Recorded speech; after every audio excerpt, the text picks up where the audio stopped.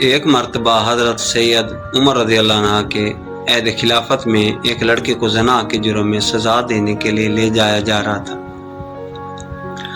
وہ لڑکا اونچی اونچی آواز سے پکار رہا تھا کہ میں بے گناہ ہوں، مجھے سزا نہ دی جائے۔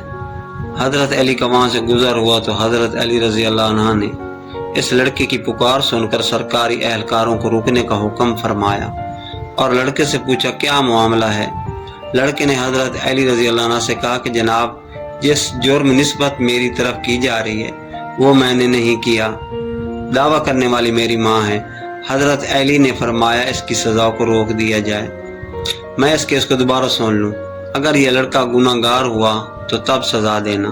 دوسرے دن حضرت علی نے لڑکے اور عورت کو عدالت میں طلب فرمایا۔ عورت سے پوچھا کیا اس نے تیرے ساتھ غلط کام کیا؟ اس نے کہا ہاں۔ پھر حضرت علی نے لڑکے سے پوچھا یہ عورت تیری کیا لگتی ہے؟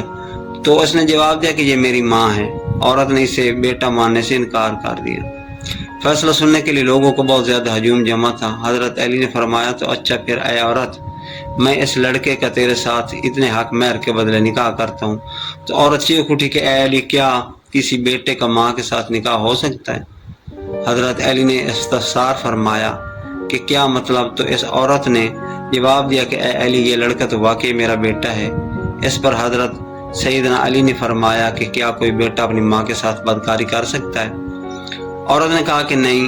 حضرت سیدنا علی نے فرمایا تو پھر تو نے اپنے بیٹے پر الزام کیوں لگا؟ تو عورت نے جواب دیا کہ اے علی، میری شادی ایک امیر کبیر شخص سے ہوئی تھی، بہت زیادہ جائیداد تھی، یہ بچہ ابھی کم سن دودھ پیتا ہی تھا کہ میرا خامد مر گیا، تو میرے بھائیوں نے مجھے کہا کہ یہ لڑکا تو اپنے باپ کی جائیداد کا وارث ہے، اس کو کہیں چھوڑ آؤ۔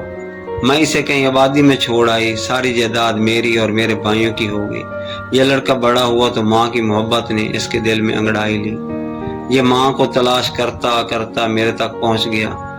میرے بھائیوں نے مجھے پھر ورغلایا کہ اس پر جھوٹا الزام لگا کر اس کی زندگی کا سانس ہمیشہ ہمیشہ کے لیے ختم کر دیا جائے۔